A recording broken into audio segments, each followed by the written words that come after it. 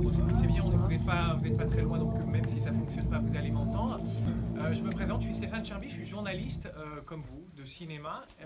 J'ai l'avantage d'accompagner Olivier Marchal depuis quelques années, il me fait cette confiance-là. Vous êtes resté, ça veut dire que vous avez un intérêt pour le film. On va essayer ensemble de fouiller les thèmes. Le cinéma d'Olivier, qui est un vrai cinéphile et qui met beaucoup de passion à faire son métier. Je vous demande d'accueillir Monsieur Olivier Marchal, s'il vous plaît.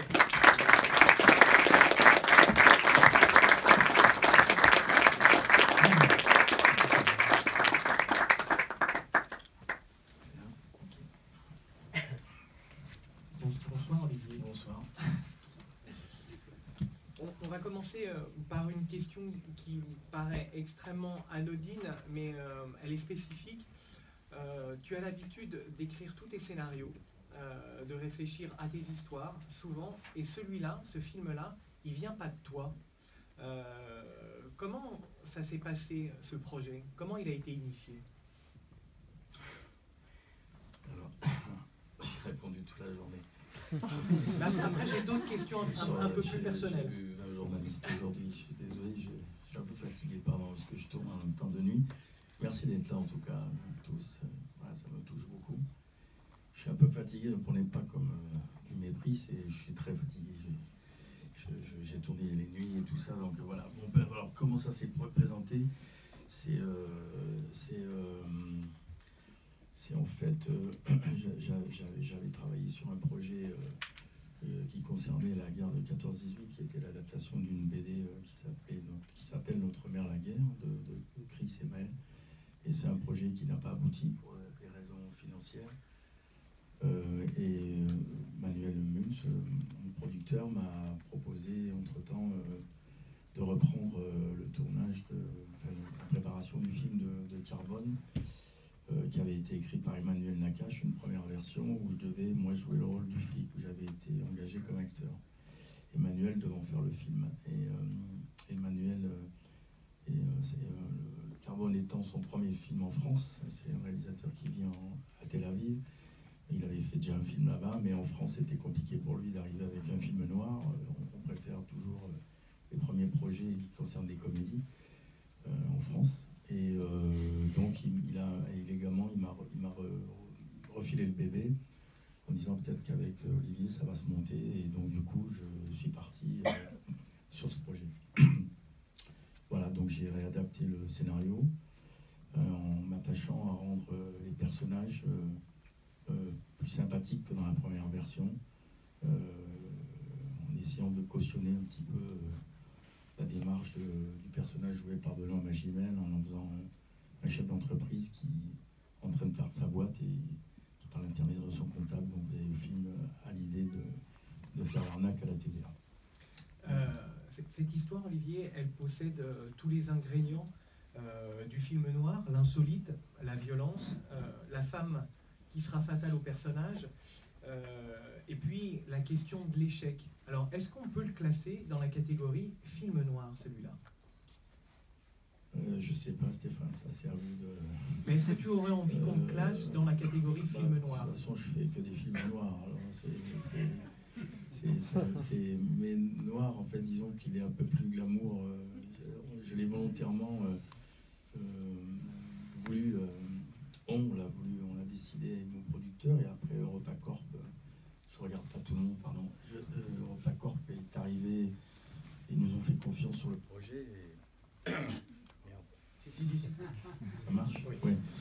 Et je les en remercie aussi, je remercie Manuel qui m'a poussé aussi à aller au bout de ce projet, parce que j'avais effectivement le doute un petit peu de faire un film sur des voyous, encore après les Lyonnais, où on m'avait reproché en tant qu'ancien flic, parce que bon, les gens ont tendance à aller dans les débats avec le public, de faire un film sur des voyous qui avaient tué des gens et tout ça. Alors j'avais beau leur dire, ils se sont tués entre eux, c'est pas grave, mais ça passait pas quand même. Donc j'avais compris que les gens m'associent aussi aux films de flics, à plutôt des personnages positifs.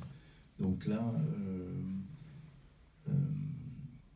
je me suis attaché à faire un film avec une bande de gamins qui ne se rendent pas trop compte de ce qu'ils font. sang, il n'y a pas de braquage, il n'y a pas d'agression aux personnes. Donc tout d'un coup, ils décident de gagner juste de l'argent, et c'est en s'associant avec des gros voyous, ce qui est arrivé dans la réalité, qu'en fait ils sont allés dans le mur, parce qu'ils sont tombés sur des plus gros qu'eux et des plus méchants. Après, voilà, s'il y a des méchants, flics ripoux, des arnaques, le film est violent dans sa dernière partie, puisque ça a été violent, les agressions sur Laura Smet, le personnage de Laura Smet sont vrais, tout ça est arrivé. Donc le film s'appuie quand même sur beaucoup de choses vraies. Après, le personnage de Benoît est inventé.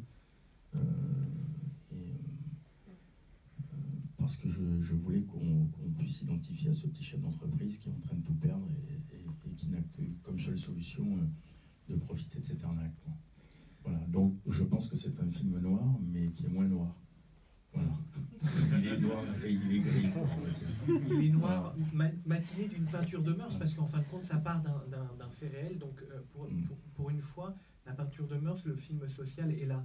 Puisqu'on est avec des gens de cinéma, on va parler de cinéma. En tous les cas, on va tâcher d'aborder moi des choses que j'ai vues. Parce que ce film, c'est l'histoire. Stéphane, ça fait un film social. Moi, je n'ai rien contre. Moi, je pense que Pierre Jolivet fait du polar social. Lady Guillon fait du polar social.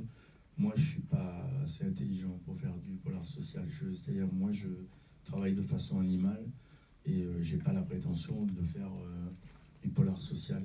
Alors, peut-être qu'on peut y voir une connotation. Moi, j'essaie juste de faire, même dans le noir, une aventure romantique. C'est-à-dire, vous voulez que ce film il soit glamour, qui plaise au plus grand nombre de personnes, qui me plaise aussi à moi, évidemment, mais qu'on soit embarqué dans cette histoire. Je voulais aussi filmer la nuit, je voulais filmer les boîtes, je voulais filmer... ce qui m'a intéressé, c'est savoir montrer en fait que ce film reste au fond très moral, c'est-à-dire avec le proverbe argent bien mal acquis ne profite jamais, c'est-à-dire que ça finit très mal comme dans la réalité et de façon très violente. C'est aussi ça qui m'intéressait, c'était l'ascension de ces mecs-là et de montrer la chute, mais sans trop m'embarrasser justement. Alors on peut voir le social, la façon de filmer peut-être.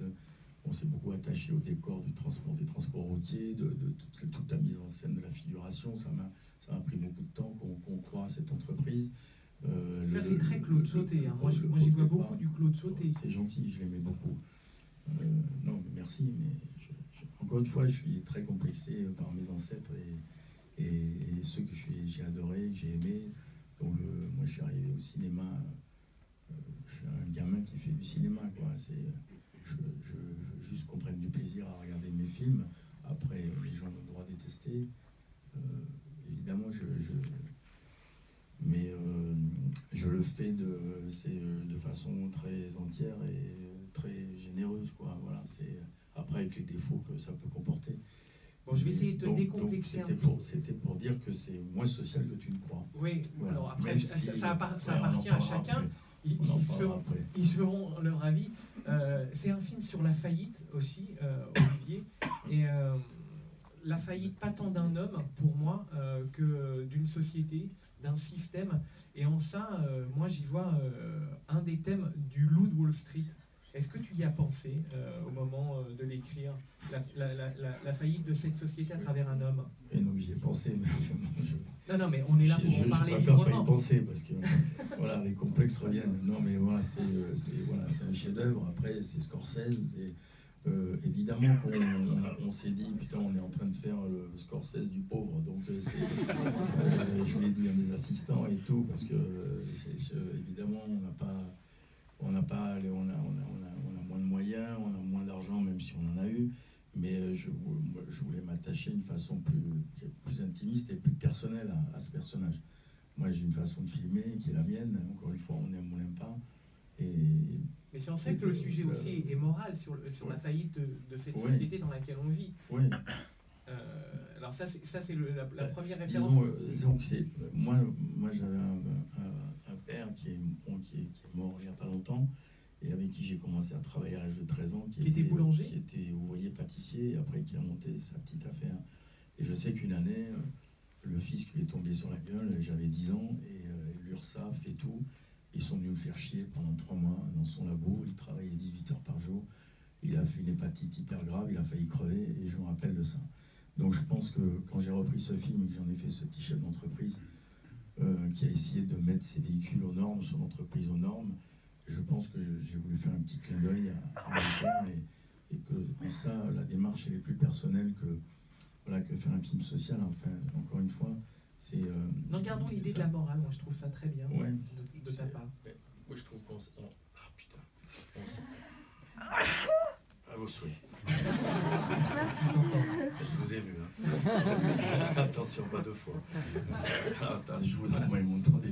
Et non, je sais plus ce que je voulais dire, c'est à cause de la tchoum. Mais tu as pensé à ton père. Ouais, non, j'ai pensé à mon père, mais je sais plus.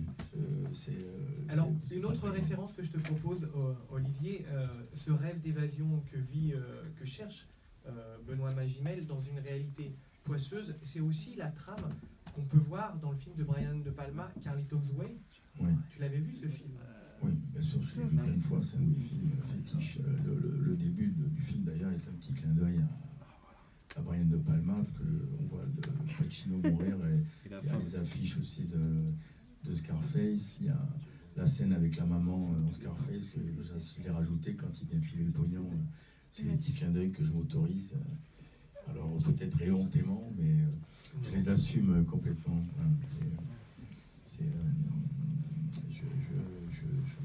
Je me rappelle, voilà, le Carlito's Way, pour moi, c'est le meilleur film de Palma.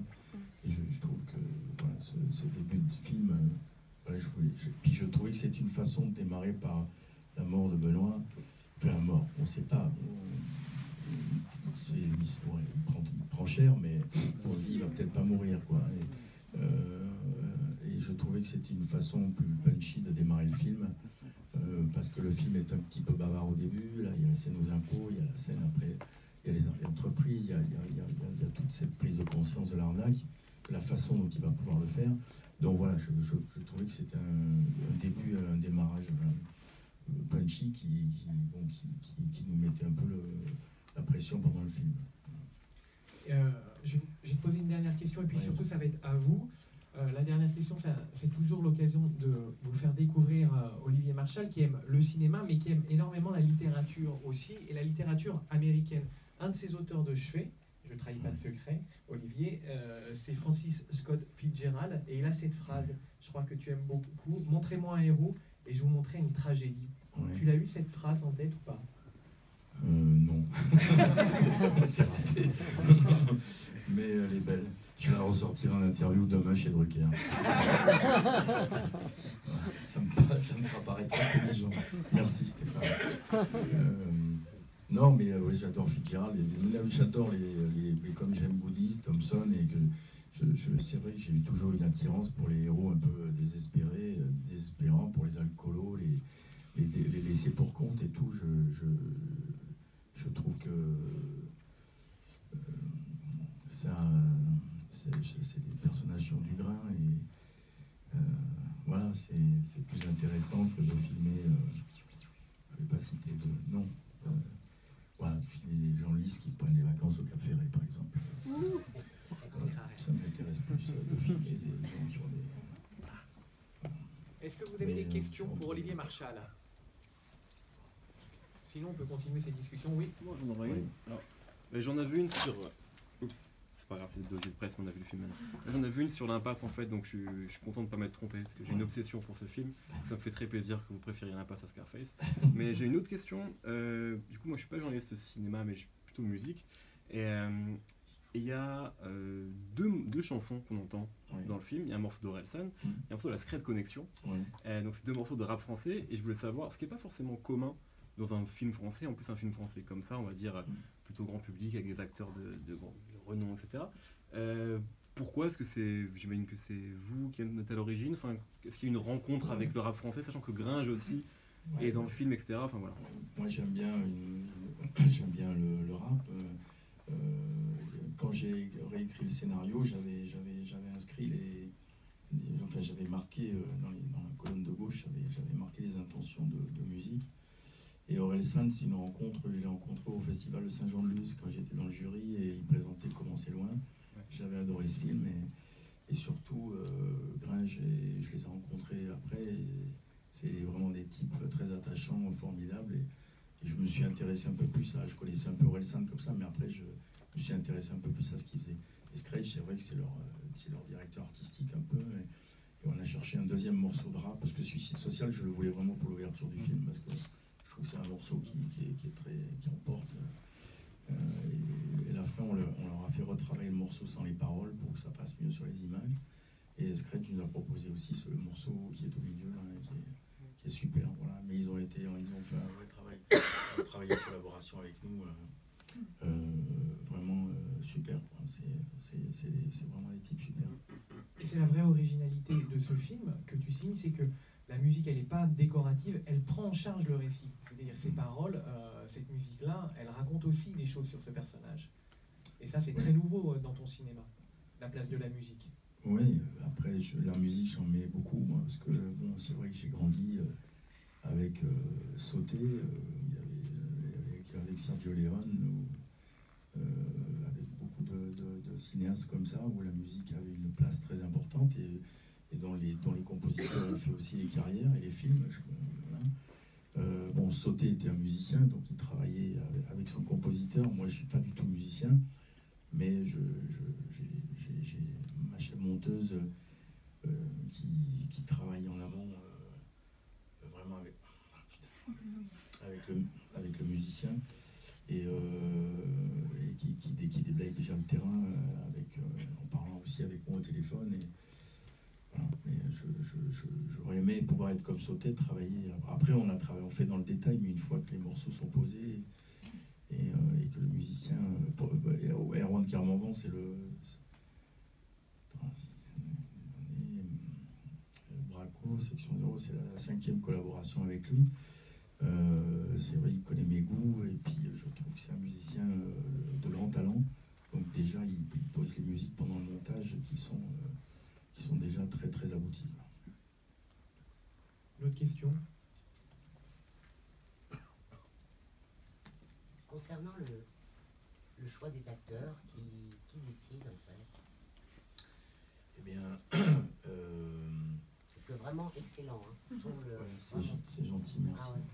Bah, déjà, moi, après, c'est vrai que après il faut que le producteur et le distributeur soient d'accord, enfin, qu'on trouve un accord. Et puis on avait une directrice du casting, Pascal Perrault, et avec qui moi j'avais déjà un casting qui était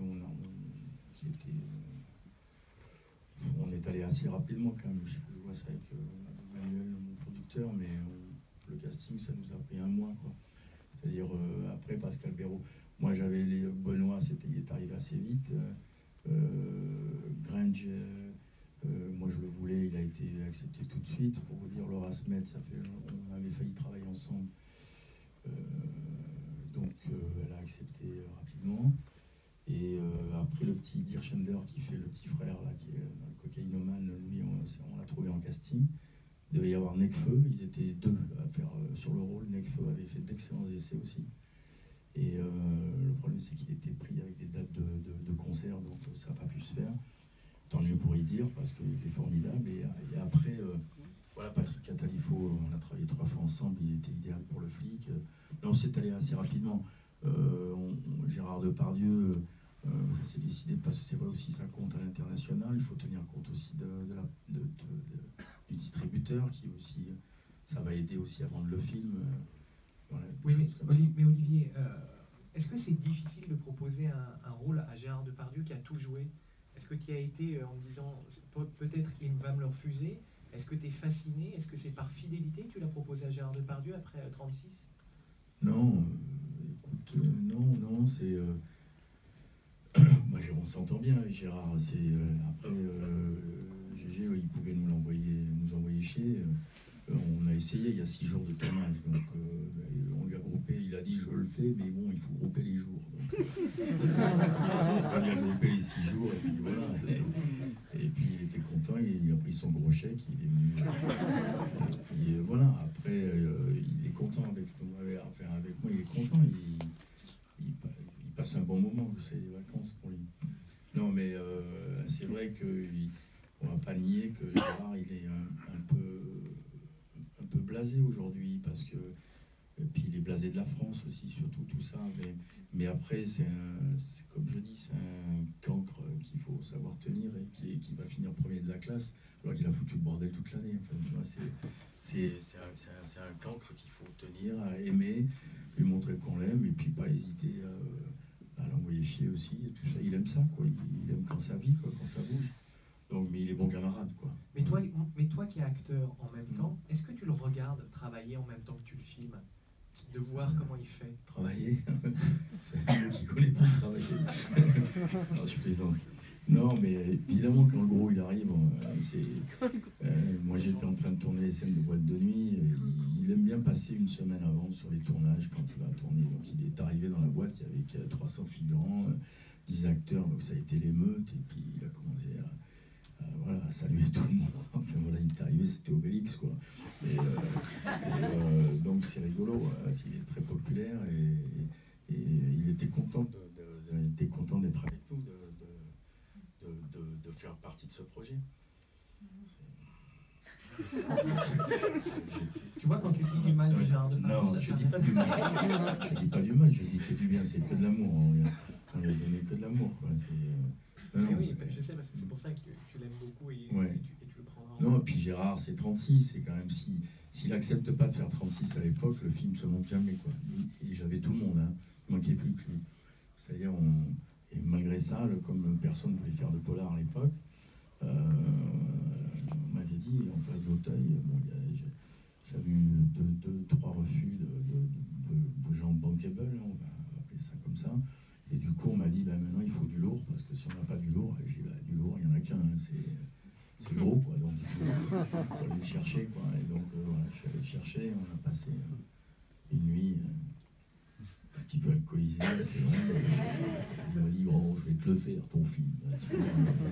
Voilà, donc, depuis, on a ce souvenir entre nous, où ça a été une expérience incroyable, parce que c'était face à face Auteuil Depardieu, ça s'oublie pas, quoi. La première fois qu'on les a dans l'écran du combo, c'est impressionnant. Donc ça reste un acteur impressionnant. Voilà, c'est vrai. Carbone, est-ce qu'on pourrait dire que tu as marshalisé ce film? Parce que c'est aussi l'histoire d'un self-made man, et tu as commencé un peu à l'aborder. Le personnage de Benoît, il te ressemblerait pas un peu? Est-ce que c'est pas le personnage qui te ressemblerait le plus sur quelqu'un qui essaye de gravir les échelons de la société, en essayant de se salir les mains le moins possible? Il est plus beau que moi déjà, donc beaucoup plus beau. Non, je pense que moi j'aurais pas fait ce qu'il fait dans le film, ce que son personnage fait dans le film. Mon personnage, ça aurait pu finir comme Daniel Auteuil dans Les Mers 73, oui, ça, oui. Je serais resté chez les flics, ouais, je pense. Donc c'est Daniel dans Les Mers qui est plus proche de moi. D'accord. Ouais, c'est pas très gay, mais de tous les personnages, c'est lui. Il y a une dame au fond qui veut prendre la parole, allez-y. Bonsoir. Bonsoir. Je voulais juste revenir un petit peu sur le casting et sur la fidélité dont vous parliez. Nous sommes inscrits, c'est quelqu'un que vous aimez beaucoup, on le retrouve aussi souvent. Ouais, on a fait trois films ensemble. On a fait Mer 73 et Moussa, il a une petite dette envers moi parce que à l'époque, si vous vous souvenez des rôles de Moussa, c'était un apache, quoi. Il avait les cheveux ici, il faisait toujours les déglingués, les méchants. Et je lui dis, moi je vais te faire jouer un flic, Moussa. Et un flic, tu te fous de ma gueule, il m'a dit et tout. Voilà. Je dis, non, tu vas te couper les cheveux, tu vas te laisser pousser la moustache et tu vas mettre une cravate en plus. Et pour lui, ça a été super violent. Il l'a fait et après, il a vraiment commencé à bosser partout, quoi. C'est-à-dire, on a commencé après Mer 73, où il est super dedans. Hein.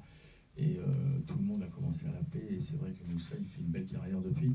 Donc c'est vrai que quand je l'ai fait venir sur Braco pour une journée de tournage, il est venu me faire une belle séquence. Et là, il a le rôle du méchant. C'était un joli rôle.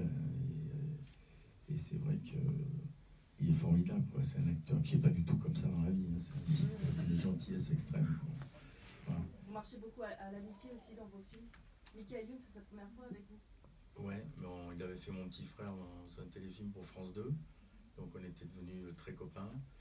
Et c'est un garçon, pareil, qui me touche beaucoup parce que c'est un garçon d'abord très intelligent, très gentil, très généreux, très bosseur. Donc ça a été un plaisir de le diriger dans un contre-emploi. Enfin, il n'y a pas de contre-emploi, comme disait, je sais plus, c'est Gérard Lanvin qui dit contre-emploi, il suffit, avant d'avoir des contre-emplois, il faudrait déjà avoir des emplois. Il dit. Donc, voilà, Michael, c'est un plaisir, c'est un gros bosseur, quoi. Et puis Patrick Catalifo, c'est la 3e fois aussi qui fait le flic qu'on bosse ensemble. Voilà, j'essaye toujours d'avoir une petite partie de la bande avec moi, ça rassure. Oui, mais ton amour des acteurs, est-ce qu'on va prolonger ça? Est-ce que quand tu vas chercher Michael, tu fais un pari, ou au contraire, tu vas vers les choses, vers des gens que les autres ne voient pas, et que c'est ça aussi ton métier de metteur en scène, de sortir des évidences? C'est un peu les deux. Après, je lui fais confiance surtout, parce que moi, ça m'est arrivé d'engager des acteurs juste après des rencontres de bar ou des rencontres de soirée, et même sans essai, quoi. Voilà. Après, on marche à l'affect, je vois les gens un peu comme ils se comportent dans la vie, comment ils sont avec les gens, avec le public. Je me dis, un mec qui est comme ça dans la vie, c'est forcément un bon acteur. Enfin, c'est un type qu'on peut diriger, à qui on peut oser faire des choses avec lui, enfin, dire des choses. Voilà, et puis ça se dirige un peu, c'est comme une déclaration d'amour quand on tombe amoureux. Je pense qu'un acteur, tu l'amènes doucement vers ce que tu veux, quand il est humain, quoi, voilà, tout simplement. Voilà, Benoît, sa grande qualité, c'est un type bouleversant, à fleur de peau, et je dirais que son mal-être, malheureusement, le sert, et a servi le rôle, parce que il est d'une telle fragilité derrière, parce qu'il a l'épaisseur d'un Ventura, l'animalité d'un Delon et la fragilité d'un Patrick Devers. Donc il a ça, les 3 qualités, je trouve. Et c'est un type, moi, qui m'a beaucoup touché dans ce film, parce que je pense que ça lui a fait beaucoup de bien, et qu'en même temps, c'est un garçon qui est dans le doute absolu. Et puis qui s'est senti aimé, quoi, aussi, et qui nous a donné beaucoup, quoi. Voilà, moi, je trouve qu'il est bouleversant, il est vraiment formidable dans le film. Un mot du personnage féminin. Il y a toujours des personnages féminins qui aimantent. Oui. On se souvient, en 36, il y avait Mylène de Mongeau. Cette fois-ci, c'est Dany. Ouais. C'est pas commun d'aller chercher Dany. Là aussi, tu fais un pari. C'est pour le public du 3e âge, pour récupérer les jeunes. Avec Grange, j'ai les jeunes, Dany, j'ai les vieux, et au milieu, j'ai Magimel. Non, mais je plaisante, mais Dany, de toute façon, le personnage était écrit, il a vraiment existé dans la réalité. C'était une restauratrice qui blanchissait l'argent et tout, et bon, il y avait plusieurs noms qui avaient circulé aussi, mais quand j'ai rencontré Dany, c'est la première que j'ai rencontrée, et on devait rester une demi-heure ensemble, on a passé 4 heures, et voilà, elle a tenu les établissements de nuit, elle a connu le Paris des années dingues, elle a tout connu, l'alcool, la drogue, tout, enfin, bon, puis pas à petite dose, donc c'est elle qui le dit, hein, elle est partie partout, donc je me permets de répéter, mais c'est surtout quelqu'un d'une gentillesse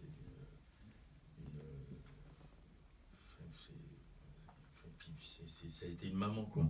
Ça a été une maman. En fait, ce film, ça a été un challenge pour beaucoup de gens, pour Benoît, pour elle, pour Grange. Je crois qu'il a tourné, c'était son premier film, je crois, ou son deuxième, pour Le Petit Idir, qui fait son frère.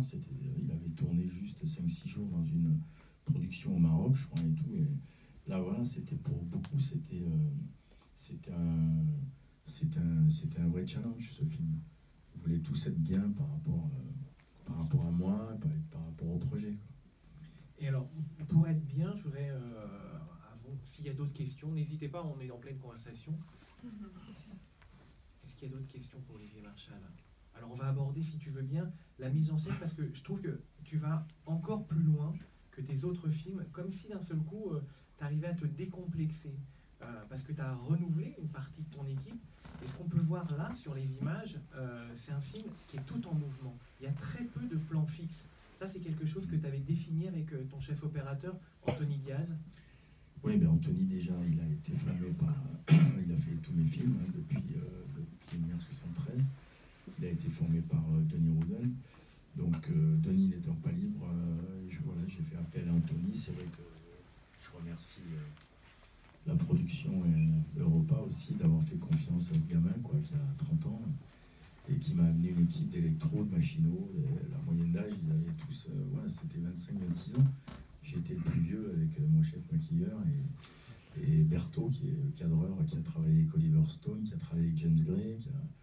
Voilà, c'est un grand cadreur. Donc, et avec Anthony, on voulait faire un film. J'ai dit voilà, il faut qu'on fasse un film élégant, qui soit glamour, qui soit un peu moins dark que mes autres films, même si la violence doit être là, mais il faut qu'on sublime un peu tout ça. Et par la mise en scène, je voulais faire beaucoup de plans séquences.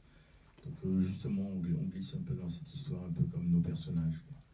Voilà. Et puis il y a un pari, celui de renouveler l'approche qu'on a de Paris, la ville. Tu l'as rarement filmé comme ça. C'est pas Paris qu'on voit dans 36, ou même dans Gangster. C'est vraiment ça aussi, c'est s'éloigner de l'image de carte postale. Ouais, disons que le restaurant de Dolly, c'est un restaurant où je m'étais marié, donc je connaissais, que j'avais déjà repéré. Je l'avais déjà repéré pour un film précédent et le décor n'allait pas. Dans l'histoire, normalement, elle avait un petit restaurant dans le 17e, mais je me suis dit, on va s'enfermer dans un resto avec les rideaux aux fenêtres, avec une petite rue, le bordel dehors et tout ça, les voitures. On va être étriqués là-dedans. Donc, j'ai eu l'idée de cette barge avec toutes les découvertes sur la Seine. Bon, et puis le petit clin d'œil, on avait le siège des impôts Bercy qui était juste à côté. Je me dis c'est plutôt rigolo d'avoir les impôts pas loin. Non, puis c'est surtout, ça nous permettait de faire cette fusillade, de donner un peu d'ampleur à la fusillade quand la moto elle passe sur les quais, sachant aussi que c'est les contraintes à cause des attentats où on ne peut plus tirer dans Paris, on ne peut plus sortir une arme dans une rue, même pour un tournage. Donc là, on était sur les bords de Seine et on était un petit peu tranquille. Malgré tout, c'est aussi les conditions de sécurité qui ont fait que ça nous a obligés à chercher d'autres solutions. Je mets quoi à la fin des phrases? Allez-y, madame. Désolée. Mais non, au contraire. Vous avez parlé de cadrage et de plans, et vous avez fait un gros travail sur la lumière aussi. Ouais, Belle lumière. C'est Anthony surtout, mais on a travaillé à partir de photos et d'ambiance. Et les ambiances, décors, lumière et tout, on s'est... non, mais c'est pas grave, ça va, c'est moi qui... À chaque fois, les micros font ça avec moi. Allô. Et on avait un film de référence, c'était Most Violent Year. Alors, toute proportion gardée, évidemment, c'est un petit bijou pour moi, ce film. Mais au niveau, le rapport costume, stylisme, mouvement de caméra et ambiance, décor et tout, lumière, c'est un film qui nous a servi de support principal. Une couleur en particulier aussi sur les... Ouais. Après, on a travaillé sur des photos, beaucoup de photos avec la déco. Les films de James Gray aussi. Mais moi, je voulais une lumière différente pour les boîtes de nuit, plus chaude. Et à l'extérieur, on a bénéficié, on a tourné en hiver, donc c'est vrai que c'est une lumière froide comme j'aime bien.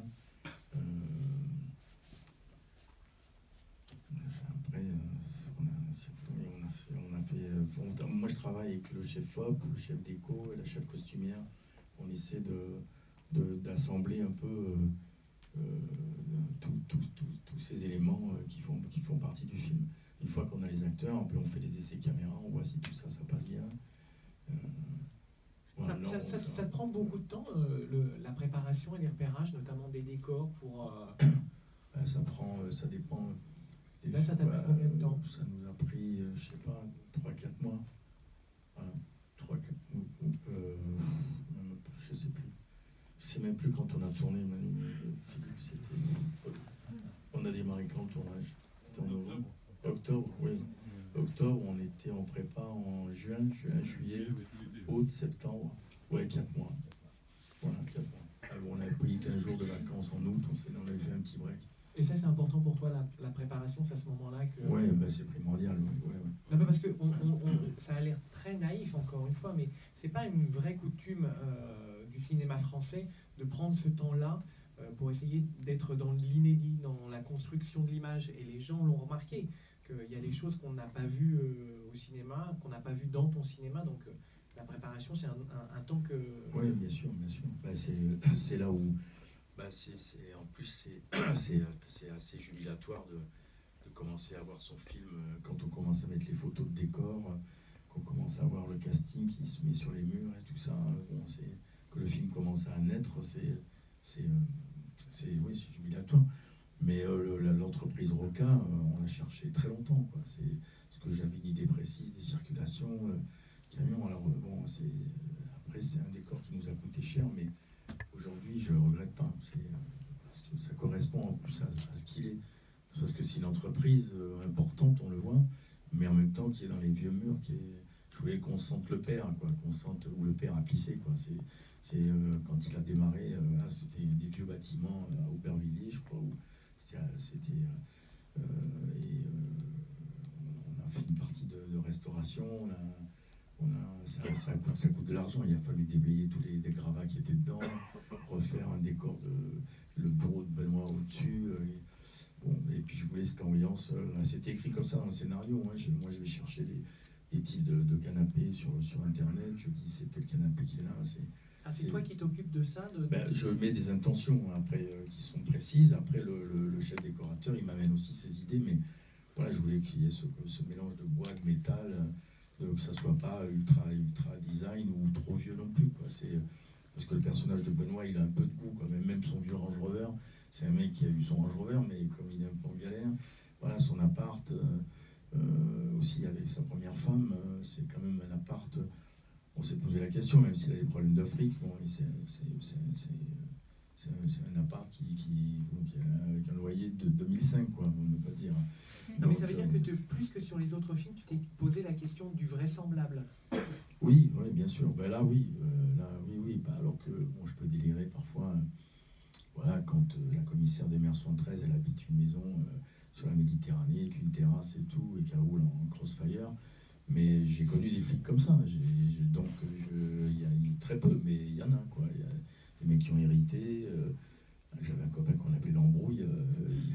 Il roulait en Jeep Cherokee. Il avait un appartement de 200 mètres carrés à Versailles. Et c'était le fils d'un énorme traiteur de Nice, le plus gros traiteur de la région de Nice-Côte d'Azur. Et lui, il avait voulu être flic au lieu de reprendre. Donc il avait du fric de famille et tout, et on allait chez lui faire la fête. L'embrouille, il avait tout, quoi. On se disait, bon, il prend un peu à côté, mais pas du tout, quoi. Donc il y a des flics qui c'est très peu, mais pourquoi pas se faire plaisir non plus, quoi. Ça peut arriver, quoi. C'est pas une hérésie. Toi qui es un amoureux des acteurs, on n'a pas dit un mot de Catherine Arditi. Ouais. Parce que elle est là, c'est pour aussi montrer que tu es un homme de théâtre, tu es un homme de cinéma, elle est une femme de théâtre, donc tu n'hésites pas, tu es peut-être un des rares réalisateurs aujourd'hui à ne pas faire des familles d'acteurs, mais à les mélanger. Pourquoi tu as été la chercher, Catherine Arditi? On avait lancé un casting pour la maman de Benoît, et en fait, merci les vacances et merci la corniche au Pilat, parce que j'étais au Pilat en train de déjeuner avec mes enfants, et je vois Pierre Arditi qui arrive, parce que lui il va beaucoup là-bas, et le Pilat c'est chez moi, donc moi j'ai grandi là-bas et tout ça, donc j'y vais assez souvent, et je vois Pierre Arditi qui arrive avec sa soeur, et je dis à Catherine, putain, mais il faut que je te fasse lire, mais je lui dis il n'y a qu'une scène, Catherine, mais c'est une belle scène. Elle m'a dit on voit, et puis elle m'a dit oui tout de suite. Et voilà, parce que j'avais tourné un téléfilm avec elle, donc j'avais trouvé super, et puis c'est vraiment pareil, c'est une chic nana, elle est simple, elle est drôle, elle est sympa comme tout, et c'est une super actrice. J'ai vu la pièce où elle a eu le Molière, elle est fantastique dedans. Voilà. Ça aussi, c'est ton amour des acteurs Oui, mais moi je vais beaucoup au théâtre. Enfin, moi aussi, je vais voir. J'ai un carnet où je note même les téléfilms. J'ai un petit carnet où quand quelqu'un m'a plu, je mets son nom. On sait jamais, je me dis. Voilà, quand il y a des tronches qui me plaisent dans les bars, dans la rue, tout ça, je m'arrête. est-ce que je pourrais vous appeler peut-être mon petit rôle, des choses comme ça, voilà, et les gens m'envoient je me laisse mon mail, ils m'envoient leurs photos.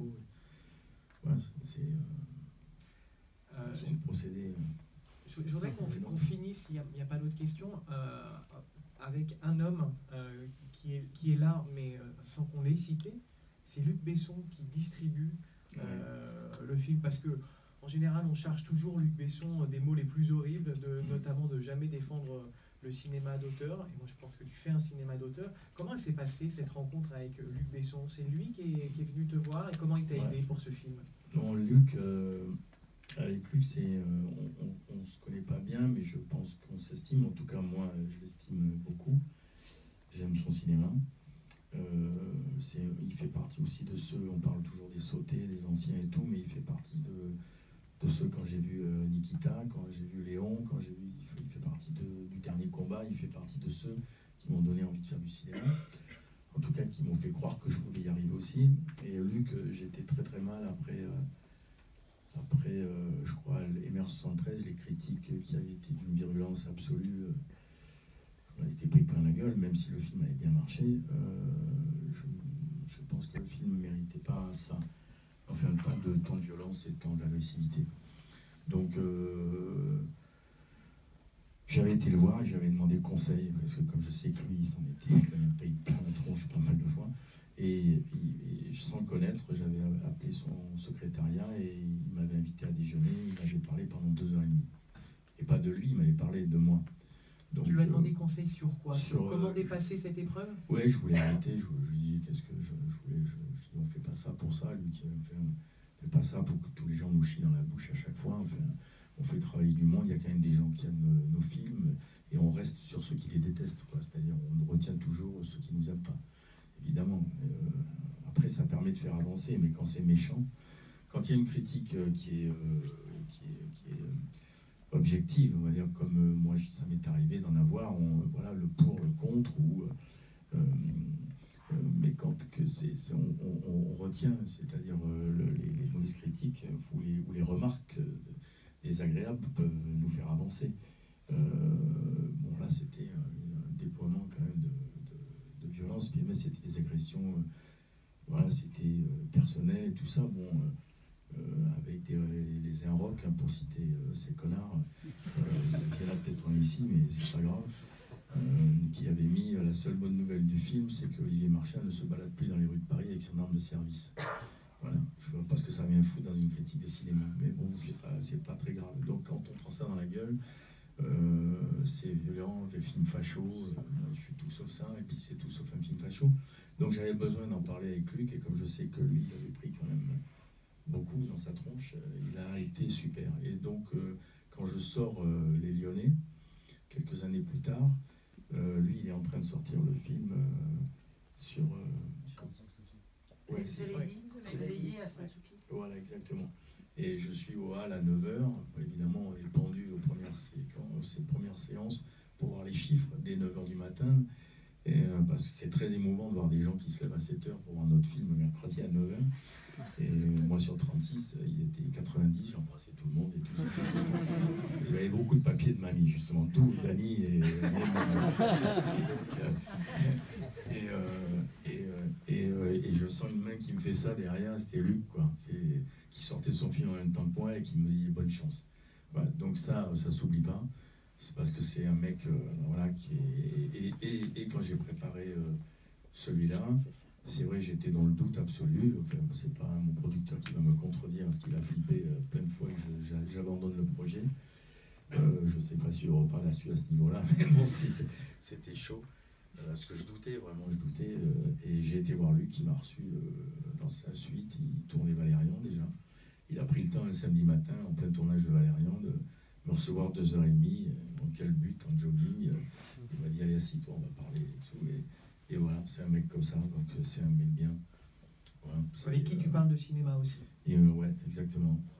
Donc j'aime le cinéma. Après, il peut se planter aussi, tout le monde. C'est pas, voilà, pas la science infuse. Hein, mais c'est le cinéma, ça doit rester, je pense, un objet. C'est pas péjoratif quand je dis un jouet de petit garçon plutôt. Voilà, faut le faire de façon ludique. Je pense qu'il faut se faire plaisir. Partager le même bac à sable quand on voit un film. Voilà, on va s'amuser ensemble. Et bon, ceux qui sont pas contents, ils partent avant la fin de la récré, quoi. Mais je pense que ça doit rester ça, le cinéma. Est-ce que ça doit aussi te réparer? Est-ce que ça continue de te réparer? C'est pas le cinéma qui te répare. Alors ça, je te le dis tout de suite. On va pas se plaindre parce qu'on est des privilégiés, mais c'est pas un milieu qui répare du tout, quoi. Non, mais le milieu, d'accord, mais le cinéma, Mais le fait d'écrire des fictions... Non, ça me répare pas, moi. Ça me permet de continuer, mais de ne pas m'arrêter en chemin. Mais non, ça... En fait, je pensais que ça allait... mais ça change rien. Mais c'est peut-être ça qui fait qu'on continue, comme je disais. C'est avancé, mais c'est violent de montrer un film d'arriver, même devant une salle. Là, tu sais pas qui a aimé, qui n'a pas aimé. Alors nous, on est obligé de faire le travail, donc on vient. Et j'ai toujours l'impression qu'on vient se montrer, dire il est impéroré et tout, parce que ça fait un peu ça, les démarches, quoi, même devant le public et tout.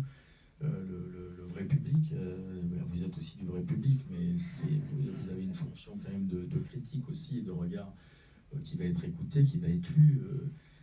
Donc j'ai envie bien sûr que ça vous ait plu. Après, on peut aussi parler ce qui vous a pas plu, mais il faut pas être méchant. Voilà. Si ça vous a pas plu, soyez pas trop méchant. Oui. Une dernière question. Ça a été présenté au public justement. Oui. Déjà. On a fait 3, ça s'est hyper bien passé, mais ça veut rien dire. Ah, mais le public, vraiment, ils adorent les gens, parce que on a présenté ça, ils faisaient des temps de rêve, les gens se baignaient et tout, et les salles étaient pleines. Donc on se dit que c'est bon signe, mais encore une fois, ça veut rien dire. Mais bon, il y a des intuitions quand même. On sent que les gens aiment le film, même il y a des maladresses dans le film. Je sais, il y a des choses qui auraient peut-être pu être approfondies et tout. Mais je pense que c'est un film, comme je dis, les gens, ils en ont pour leurs 12 balles, quoi. C'est tout. Enfin, il y a du travail et le travail, il se voit. Après je pense que les gens qui aiment mon cinéma aiment ce film-là. Et puis, c'est un film grand public, quoi. Voilà, donc c'est pas choquant. Il est pas... Emer a choqué beaucoup de public. Je me suis fait insulter, moi, par les gens qui sortaient de la salle. N'avez pas honte et tout, telle violence, telle noirceur et tout. Bon, c'est arrivé à Marco Ferreri, ça va, c'est le film des grands auteurs. Oui, non, mais je reconnais que le film était super dark, mais je voulais faire partager mon chagrin, ce que j'avais éprouvé à l'époque au public, je voulais partager avec lui la noirceur de cette histoire. Là, c'est vrai que... Et puis les gens se retrouvent dans le personnage de Benoît, je pense, beaucoup. Mais en tout cas, on s'est un peu bousculé pour s'asseoir, donc je peux vous dire qu'il y a certains qui viennent beaucoup ici. C'est vrai, c'est gentil, merci beaucoup. Voilà. Merci en tout cas. D'autres questions? Non. Merci.